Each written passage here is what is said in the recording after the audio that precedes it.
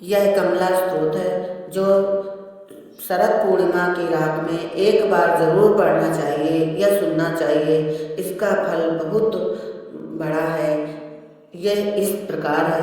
हे देवी लक्ष्मी, तुम ओंकार स्वरूपिणी हो, तुम्हें विशुद्ध सत्व गुण रूपिणी और तुम्ही देवताओं की माता हो। हे सुंदरी, तुम हम पर प्रसन्न हो। हे सुंदरी, पंचभूत और पंच तन मात्रा तुम्हारी वक्षस्थल है। केवल वेद द्वारा तुम्हारा तत्व जाना जाता है। तुम हम पर कृपा करो। हे देवी लक्ष्मी, देव दानव गंधर्व यक्ष राक्षस और किन्नर सभी सदा तुम्हारी स्तुति करते हैं। तुम हम पर प्रसन्न हो। हे जननी, तुम लोक से परे, तुम्हें द्वैत से परे और तुम्हें संपूर्ण बोध गणों से घिरी हुई रहती हो। विद्वान लोग सदा तुम्हारा गुण कीर्तन करते हैं। हे सुंदरी, तुम हम पर प्रसन्न हो। हे देवी लक्ष्मी, तुम नित्य पूर्णा, तुम्हें शरणागत जनों का उद्धार करने वाली हो। विश्व की आदि और विश्व की रचना करने वाले भी केवल तुम्ही हो।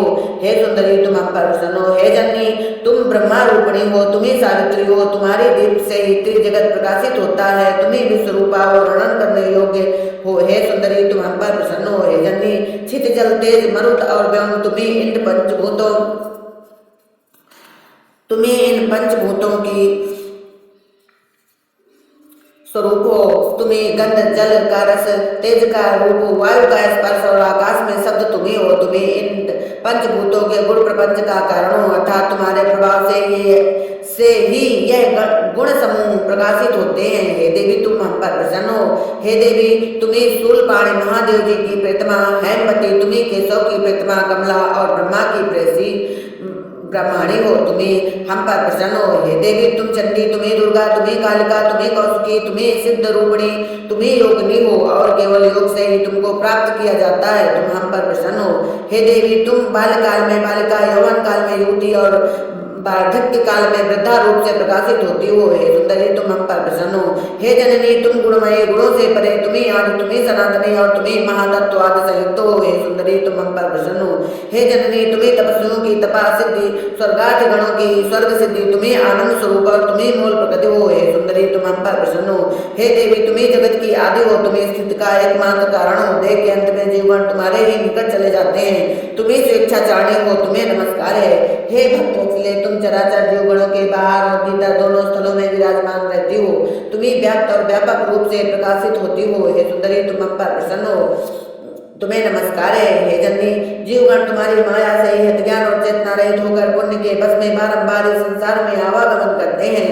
जैसे सीपी ज्ञानतावश चांदी का भ्रम हो जाता है और फिर उसके स्वरूप का ज्ञान होने पर वह भ्रम दूर हो जाता है, वैसे ही जब तक ज्ञान मैं चित्त में तुम्हारा स्वरूप नहीं जाना जाता तब तक यह जगत सत्य सा भाषित होता है। परंतु तुम्हारे स्वरूप का ज्ञान हो जाने से यह सारा संसार मिथ्याभूत ज्ञान होता है। जो मनुष्य तुम्हारे ज्ञान से अलग रहते हुए जगत को सत्य मानकर विषयों में लगे रहते हैं, निसंदेह अंत में उनको महादुख मिलता है। हे देवी, तुम्हारी आज्ञा से ही सूर्य और चंद्रमा आकाश मंडल में यथानियम भ्रमण करते हैं। तुम हम पर प्रसन्न हो। हे देवी, तुम्हें ब्रह्मा विष्णु और महेश्वर की जननी हो, अर्थात तुमसे ही उनकी उत्पत्ति हुई है। तुम ब्रह्मख्या और ब्रह्म संश्रया हो, तुम्हें प्रकट और तुम्हें गुप्त रूप से विराजमान रहती हो। हे सुंदरी, तुम हम पर प्रसन्न हो। हे देवी, तुम अचल, तुम्हें सर्वगामिनी, माया से परे, तुम्हें शिवात्मा और नित्य हो। हे सुंदरी, तुम हम पर प्रसन्न हो। हे देवी, तुम सबके देह की रक्षा करती हो, तुम्हें संपूर्ण जीवों की ईश्वर और ईश्वरी हो, तुम्हें अनंत और अखंड हो। तुम हम पर प्रसन्न हो। हे जननी, तुम सबकी ईश्वरी हो और सभी भक्ति सहित तुम्हारी वंदना करते हैं। तुम्हें अचिंत्या और परमात्मा स्वरूपिणी हो, तुम्हारे प्रसाद से ही मुक्ति और मुक्ति प्राप्त होती है। हे सुंदरी, तुम हम पर प्रसन्न हो। हे जननी, तुम्हें ब्रह्मलोक में ब्राह्मणी, वैकुंठ में सर्वमंगला, अमरावती में इंद्राणी और वरुणालय में अंबिका स्वरूपिणी हो। तुम्हें नमस्कार है। तुम यम के ग्रह में काल रूप, कुबेर के भवन में शुभदायिनी और अग्निकुंड में महानंद स्वरूपिणी हो। हे सुंदरी, तुम हम पर प्रसन्न हो।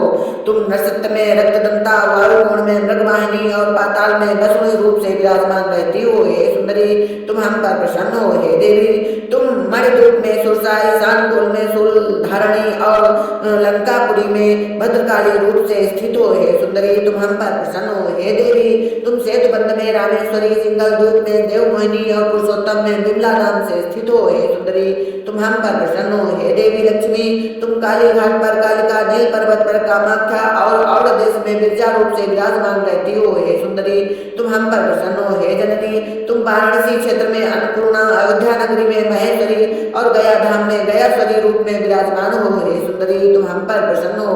हे देवी तुम कुरुक्षेत्र में भद्रकाली, वज्रधाम में कात्यायनी और द्वारकापुरी में महामाया रूप से विराजमान रहती हो। हे सुंदरी तुम हम पर प्रसन्न हो। हे देवी तुम संपूर्ण जीवों में क्षुधा रूपिणी हो। तुम्हें मथुरा नगरी में महेश्वरी रूप से विराजमान रहती हो। हे सुंदरी तुम हम पर प्रसन्न हो। हे देवी तुम्हें रामचंद्र की, जानकी और शिव का मन मोहने वाली दक्ष की पुत्री हो। हे सुंदरी तुम हम पर प्रसन्न हो। हे जननी तुम्हें विष्णु की भक्ति देने वाली, तुम्हें कंसासुर और तुम्हें रावण का नाश करने वाली हो। हे सुंदरी तुम हम पर प्रसन्न हो। जो मनुष्य भक्ति सहित सर्व व्याधि के नाश करने वाले इस पवित्र लक्ष्मी स्तोत्र का पाठ करता है उसे किसी प्रकार के जल का भय नहीं रहता। जो मनुष्य यह लक्ष्मी स्तोत्र अत्यंत पवित्र और विपत्ति के नाश का हेतु है। जो मनुष्य तीनों संध्याओं में अथवा केवल एक बार ही इसका पाठ करता है वह संपूर्ण पापों से छूट जाता है। स्वर्ग, मृत्यु, पाताल आदि में कहीं भी उसको किसी प्रकार का संकट नहीं होता, इसमें संदेह नहीं है।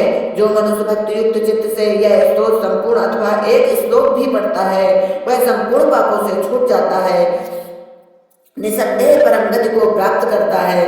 जो मनुष्य भक्ति युक्त और मोक्ष के देने वाले इस लक्ष्मी स्तोत्र का पाठ करता है उसे करोड़ों तीर्थों का फल प्राप्त होता है, इसमें संशय नहीं है। हे देवेशी एक केवल लक्ष्मी ही जिससे संतुष्ट हो उसको त्रिलोक में कुछ भी असाध्य नहीं है। हे पार्वती मैं सत्य कहता हूँ कि पृथ्वी पर ऐसा कोई विषय नहीं है जो इस स्तोत्र का पाठ करने से सिद्ध ना किया जाए। अतः यह स्तोत्राज मैंने कहा है। यह लक्ष्मी स्तोत्र बहुत ही अच्छा है। जो मनुष्य जो भी मनोकामना लेकर इसे शरद पूर्णिमा से शुरू करता है और बराबर 3 वर्ष तक करता है उसकी बड़ी से बड़ी मनोकामना पूरी होती है। यह बिल्कुल सत्य है, यह आजमाया हुआ है। इसीलिए मैंने आप लोगों को यह बताया है कि शरद पूर्णिमा से के पहले मैं इसे डाल दूं और आप लोग इसे सुनकर लाभ उठाएं। इसके साथ में एक श्लोक है जो बहुत अच्छा है। नमस्ते तु महामाये श्रीपीठे सुरभुजिते शंखचक्र गदाहस्ते महालक्ष्मी नमोस्तुते। नमस्ते गरुणारूढे कुलासुरभयंकरी सर्वपाप देवी महालक्ष्मी नमोस्तुते। सिद्धि बुद्धि प्रदे देवी भुक्ति मुक्ति प्रदायिनी मंत्रमुद्रे सदा देवी महालक्ष्मी नमोस्तुते। आधंत रहते देवी आदिशक्ति महेश्वरी योग जोग सुंभूते महालक्ष्मी नमोस्तुते। स्थूल सूक्ष्म महारौद्रे महाशक्ति महोदरे महापाप हरे देवी महालक्ष्मी नमोस्तुते। पद्मासन स्थित देवी परब्रह्मस्वरूपिणी परमेश जगन्मात महालक्ष्मी नमोस्तुते। श्वेतांबर धरी देवी नानालंकार वसुते जगत स्थिते जगन्मात महालक्ष्मी नमोस्तुते। या देवी सर्वोदेश बुद्धि रूपेण संस्थिता नमस्तस्यै नमस्तस्यै नमस्तस्यै नमो नमः। या देवी सर्वोदेश विद्या रूपेण संस्थिता नमस्तस्यै नमस्तस्यै नमस्तस्यै नमो नमः। या देवी सर्वोदेश प्रेम रूपेण संस्थिता नमस्तस्यै नमस्तस्यै नमस्तस्यै नमो नमः। या देवी सर्वोदेश कर्म रूपेण संस्थिता नमस्तस्यै नमस्तस्यै नमस्तस्यै नमो नमः। या देवी सर्वोदेश भाव रूपेण संस्थिता नमस्तस्यै नमस्तस्यै नमस्तस्यै नमो नमः। या देवी सर्वोदेश वाणी रूपेण संस्थिता नमस्तस्यै नमस्तस्यै नमस्तस्यै नमो नमः। हे माता रानी भाव वाणी कर्म विचार सब आप ही हो। आप मेरी रक्षा कीजिए रक्षा कीजिए रक्षा कीजिए। मेरे भाव की, विचारों की, कर्म की, वाणी की रक्षा कीजिए रक्षा कीजिए। इस प्रकार मनुष्य जो भी इन स्तोत्र का भाव में लाकर पाठ करता है उसकी सभी मनोकामना निश्चित ही पूरी होती है, ऐसा सत्य बतलाया गया है।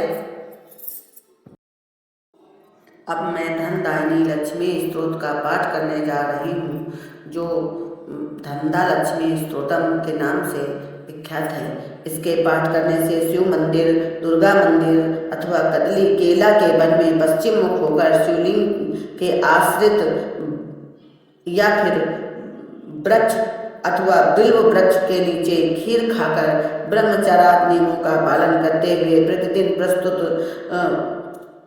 100 पाठ करना चाहिए। उपयुक्त कथित संख्या के 54 पाठ करने पर धनदायिनी लक्ष्मी बस में हो जाती हैं, कही हुई संख्या के बराबर धन प्रदान करती हैं तथा वर्ष भर के भीतर ही सिद्धि प्राप्त होती है, ऐसा कहा गया है। यह इस प्रकार है। जब 100 पाठ पूरे हो जाते हैं, रोज अगर शरद पूर्णिमा से शुरू किया जाए और 100 पाठ पूरे होने पर इसके धीरे धीरे 11 पाठ रोज प्रतिदिन करना चाहिए। इसके धीरे धीरे पाठ करना, जब 100 पूरे हो जाते हैं तो धन आना शुरू हो जाता है, और जब इसके 500 1000 हो जाते हैं तो कुछ ना कुछ एक चमत्कार होता है। यह आजमाया हुआ है, इसलिए हम आप लोगों को बता रहे हैं। आप शरद पूर्णिमा से शुरू करके इसे, या नवरात्र से शुरू करके इसे आप कर सकते हैं। यह इस प्रकार है। धनत ऊंचा उवाच देवी देव मुपागम्य नीलकंठम मम प्रियम कृपया पार्वती प्रा शंकर कर्माकरम।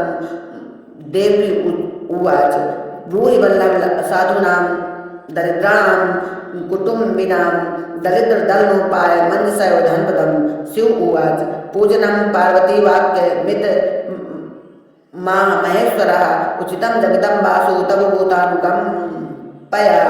यः सा सीतं सानुजं रामं साञ्जनेयं सहानुगं प्रणम्य परमानन्दं वक्ष्यहं स्तोत्रमुत्तमं। धनदं श्रद्धानां सन्धासुलभगार्गं योगक्षेमकरं सत्यं सत्यमेव वचोमं। पठन्ता पाठयन्तोऽपि ब्राह्मणैरास्तिकोत्तमैः धनलाभो भवेदासु नाशमेति दरिद्रतर भूभवां सम्भवां भुक्त्यै कल्पलतां शुभां।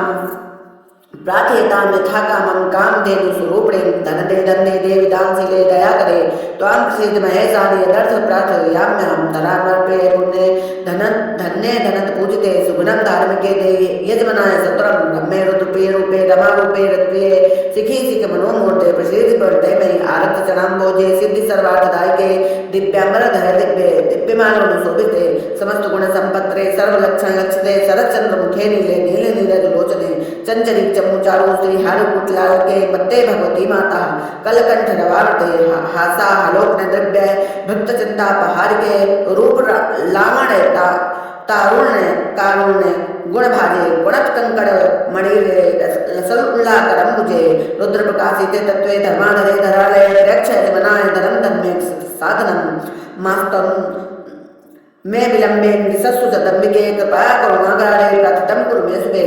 वसुदेव वसुधारूपे वसुवासो वन्दिते धनदे यजमानाय वरदे वरदाभो। ब्रह्मांडे ब्राह्मणे पूजे पार्वती शिवशंकरे स्रोतं दारिद्रता व्याधि सामनं सुगणपदं। श्रीकरे शंकरे सिद्धे प्रसिद्धिमयि किंकरे पार्वती प्रसादे सुरेश किंकरे ऋतं। महं प्रेक्ष मातस्त्वं त्वामहं शरणं गता फल स्तुति श्रद्धयाये पठिष्यन्ति पाठयन्ति भक्तिता सहस्रमयोक्तं लक्ष्यं धनलाभो भवेत् ध्रुवम्। ऐसा स्वयं भोलेनाथ बता रहे हैं पार्वती जी से। पार्वती जी इस स्तोत्र को सुनने मात्र से भी 11 बार प्रतिदिन सुनने मात्र से इसका फल पूरा होता है। आप नहीं पढ़ सकते तो केवल सुन लीजिए। अगर अनुष्ठान कराना चाहते हैं तो आप पंडित को बुलाकर, जो संस्कृत कर लेता हो उसको बुलाकर आप 11 पाठ प्रतिदिन करवाइए। लेकिन कहाँ तक ऐसा कोई कर पाता है, इसलिए आप अपने आप से ही करिए। ये सबसे सरल विधि है कि मैंने आपको पढ़कर सुना दिया है, सो आप इसका रोज प्रतिदिन 11 बार सुने और सुन करके इसका लाभ उठाएं। 11 बार वर्ष तक सुनने मात्र से सारी इच्छाएं पूरी होने लगेंगी और माता लक्ष्मी की सिद्धि प्राप्त होती है। मैंने खुद आजमाया हुआ है। मेरे पास भी पहले बहुत परेशानी थी। जब से मैंने पाठ प्रारंभ किया, कनकधारा स्तोत्र और माता लक्ष्मी के स्तोत्र, तब से मुझे पैसे की कोई कमी नहीं रहती। मेरी ज़रूरत पड़ने पर मुझे कहीं ना कहीं से मिल ही जाते हैं, आ ही जाते हैं। मेरे पति को अचानक धन लाभ हो जाता है।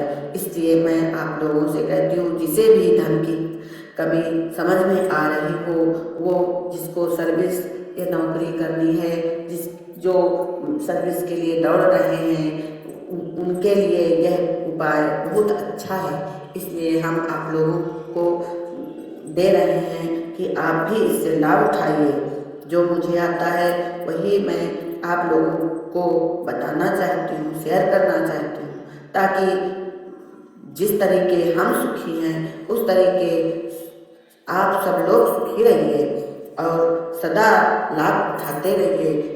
लक्ष्मी तो चलायमान है, लक्ष्मी आती जाती रहती है। सबसे ज़्यादा ज़रूरी है कि अच्छे रास्ते से लक्ष्मी आए और जाने पर भी अच्छे अच्छे काम करके जाए। जाना तो उसको है ही है, अच्छे काम में या बुरे काम में। तो हम यही सोचते हैं कि जो काम हम करें, दान करें, घर बनवाएं, अच्छी प्रॉपर्टी खरीदें, खेती खरीदें, कुआं लगवाएं, नल लगवाएं, समरसेबुल बनवाएं। इस तरीके के काम करने से ये लोगों को समाज में लगवाएं, बारातशाला बनवाएं, बारातशाला में लगवाएं। इस तरीके के काम करने से हमारा खुद का नाम, यश, कीर्ति सभी बढ़ते हैं। इसलिए हम यही चाहते हैं कि आप लोग भी इससे जुड़िए और लाभ उठाइए। धन्यवाद। Thank you.